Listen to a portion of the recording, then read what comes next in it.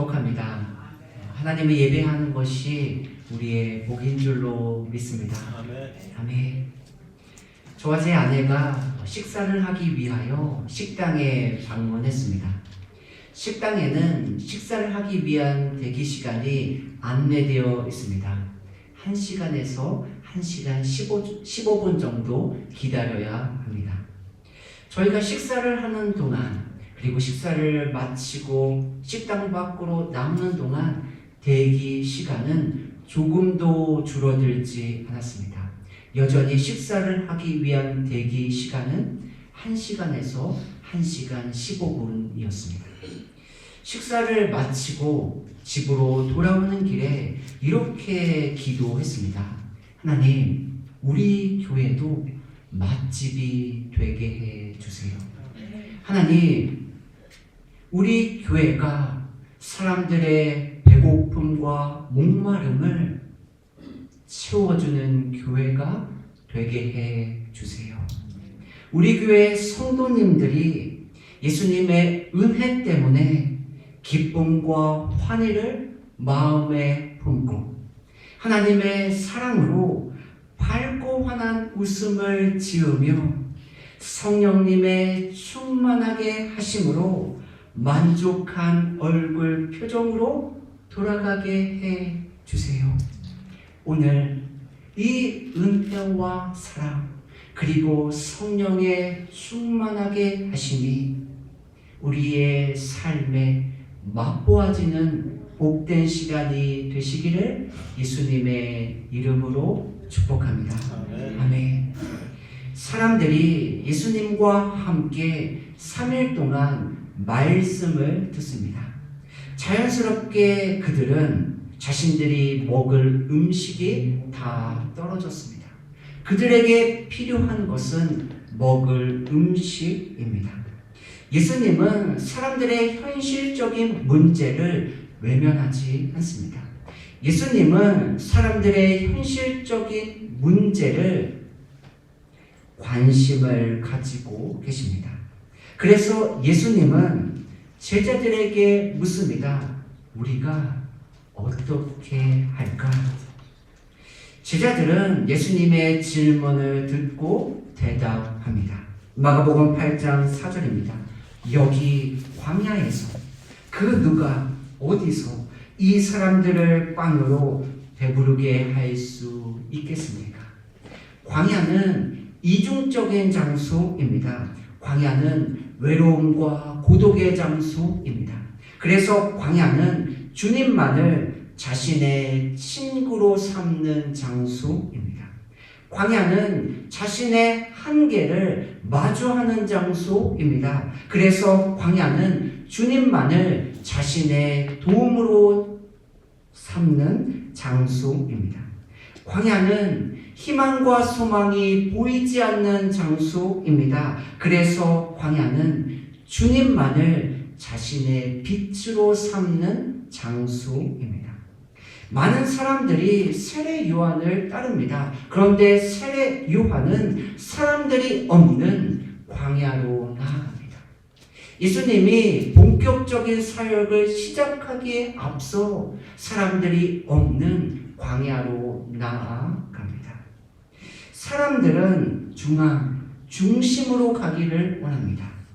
그러나 세례 요한과 예수님은 변두리로 나아가고 있습니다. 왜 세례 요한과 예수님은 사람들이 없는 한적한 광야로 나아가셨을까요? 광야는 히브리 언어로 미드바르입니다. 그런데 이 미드바르라는 단어는 말씀을 뜻하는 다바르에서 나왔습니다. 무슨 의미일까요? 미드바르 광야는 다바르, 하나님의 말씀을 경험하는 장소입니다.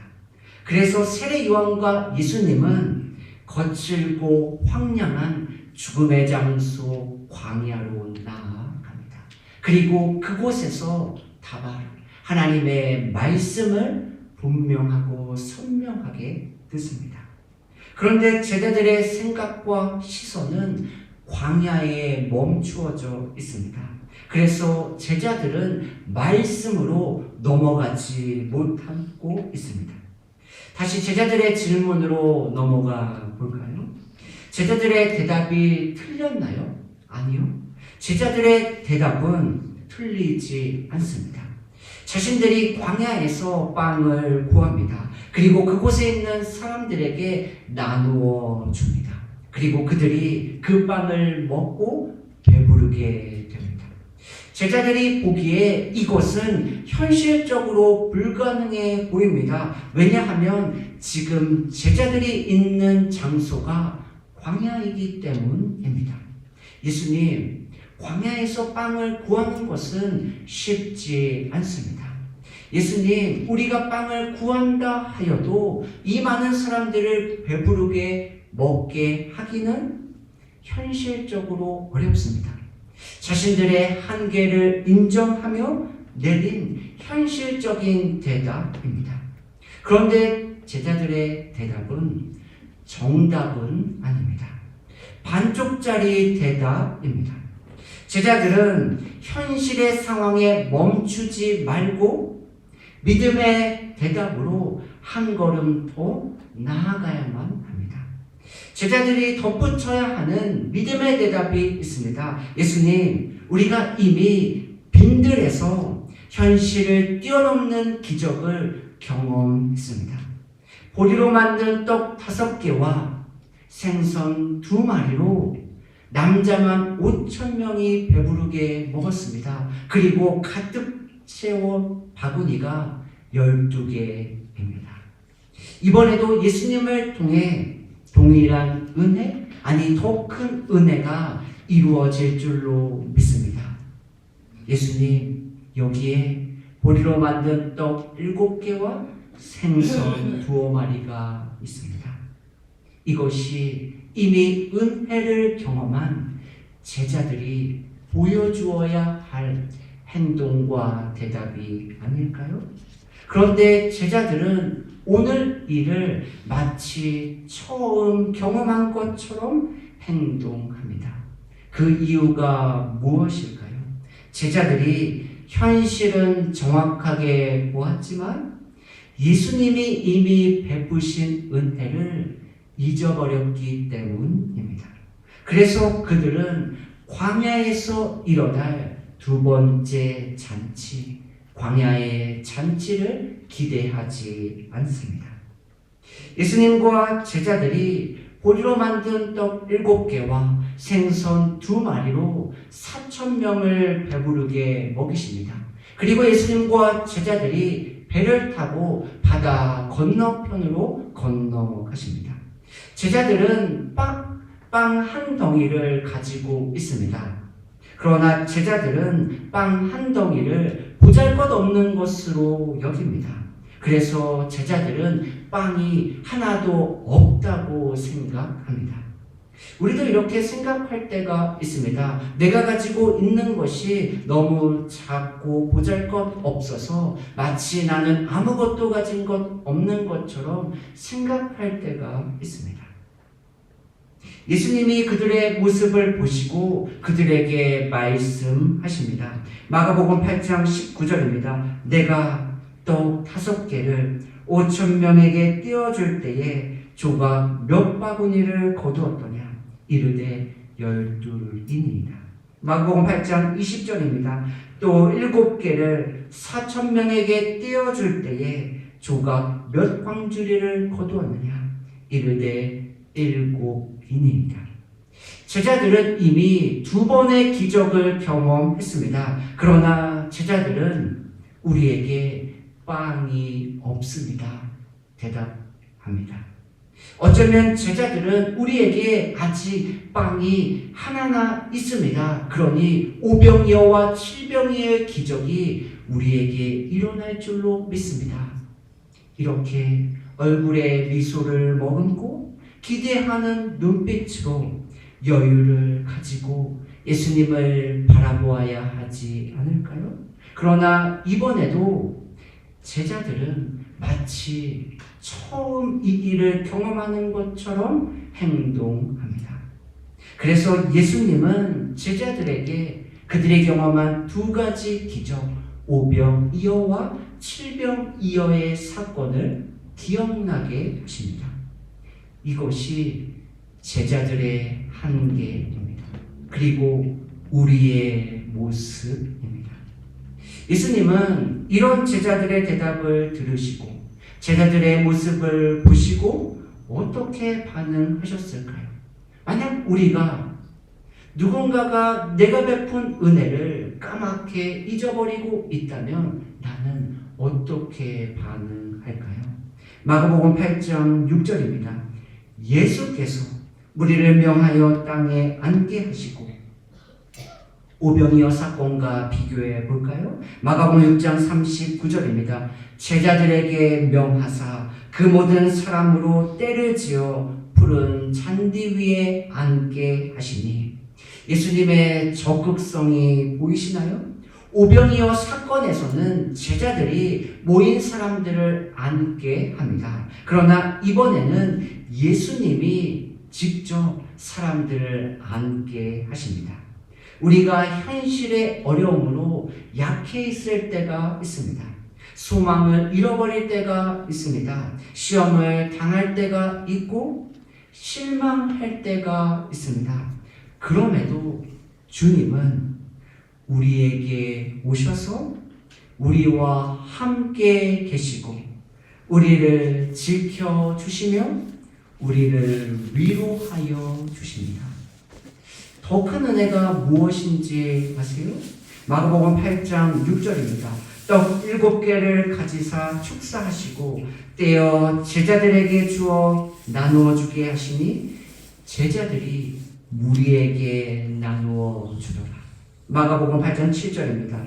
또 작은 생선 2마리가 있는지라 이에 축복하시고 명하사 이것도 나누어 주게 하시니 자신들이 받은 은혜를 잃어버린 제자들, 그래서 아무것도 할 수 없다고 투덜거리는 제자들, 왜 여기에서 시간 낭비를 하고 있냐고 딴 생각을 하고 있는 제자들, 예수님은 그런 제자들을 배제하거나 제외시키지 않습니다. 예수님은 다시 한번 그들을 하나님의 나라를 위하여, 하나님의 일들을 위하여 초대하고 있습니다. 생각해 보세요. 우리가 사업을 운영합니다. 그리고 사람을 채용해요. 어떤 사람을 고용할까요? 능력 있는 사람이죠. 우리가 그 사람에게 임금을 지불합니다. 우리의 마음이 어떨까요? 내가 지불하는 임금이 아깝지 않아야죠. 그런데 예수님은 여전히 은혜를 잊어버리고 여전히 하나님의 기적을 신뢰하지 않는 사람들을 다시금 하나님의 일들로 초대하고 있습니다. 마치 우리가 어린아이에게 이 정도는 할 수 있지? 저번에도 해봤으니까 잘할 수 있어. 격려하고 응원하는 따뜻한 마음으로 제자들을 부르고 계십니다. 지난주 아내와 제가 2박 3일 일정으로 목회자 컨퍼런스에 다녀왔습니다. 저녁 예배가 시작되고 함께 찬양을 부르기 시작했습니다. 찬양이 시작되고 그 찬양이 끝나기까지 저는 단 한 소절도 부를 수 없었습니다. 왜냐하면 제 눈에서 하염없이 눈물이 계속 흘렀기 때문입니다. 그 찬양의 제목이 하나님의 부르심입니다. 기억하시나요? 담임 목사 취임식에 우리 모두가 함께 고백했던 찬양입니다. 10월 한 달을 보내며 저는 제가 혹시 맞지 않는 옷을 입고 있는 건 아닌지 고민했습니다. 혹시 제가 성도님들의 디딤돌이 아닌 걸림돌이 되고 있는 건 아닌지 생각해 보았습니다. 혹시 연륜과 경험 있는 목회자가 우리 교회를 섬기고 있다면 어떨까 상상해 보았습니다. 저는 제 자신에게 집중한 나머지 하나님의 부르심과 하나님의 은혜를 잊어가고 있었습니다. 그런데 하나님은 그 찬양을 통하여 제 마음을 위로하여 주셨습니다. 나의 부르심에는 후회함이 없단다. 너를 부르신 나의 뜻을 돌이키지 않는다. 나의 부르심에는 실수가 없단다.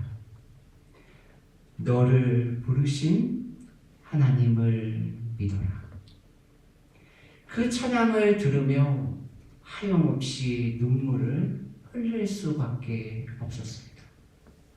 어쩌면 저도 연약하고 부족하고 실패한 목회자일 수도 있습니다. 그럼에도 하나님은 다시 한번 저를 부르시고 하나님의 일들을 위하여 초대하고 계십니다. 성도님들의 삶은 어떠신가요? 무엇에 주목하고 계신가요? 나의 환경? 나의 상황? 나의 조건? 나의 나이? 나의 육신의 연약함? 그것에 집중한 나머지 하나님의 은혜를 잊어버리고 계시지는 않으신가요? 현실 분석 능력은 뛰어납니다. 현실을 직시하는 안목도 탁월합니다. 그런데 하나님이 베푸신 은혜를 잊어버리지는 않으셨나요? 그래서 하나님이 베푸실 은혜를 기대하는 마음도 사라지고 있지는 않으세요? 결국 현실이 하나님의 넓고 큰 은혜로 나아가는 장애물이 되고 있지는 않으신가요? 그럼에도 하나님은 우리의 삶의 주도권을 놓지 않으십니다. 지금도 우리의 삶에서 일하고 계십니다. 그리고 사랑과 격려, 따뜻한 마음을 담아 하나님의 나라를 위하여, 하나님의 일들을 위하여 부르고 계십니다. 말씀을 마무리하기 원합니다. 이사야 35장 7절입니다. 타는 듯이 뜨거운 사막이 연못으로 바뀌고 바짝 마른 땅에 샘물이 솟아날 것입니다. 이사야는 앞으로 예수님이 다스릴 나라를 선포합니다. 샘이 넘쳐 흐르고 꽃이 피어 향기를 내는 장소가 어디입니까? 숲이 우거지고 예쁜 새들이 노래하는 장소가 어디입니까? 사막, 광야, 그리고 빈들입니다. 예수님이 함께 계시면 사막, 광야, 빈들에서 하나님의 은혜를 경험하게 될 줄로 믿습니다.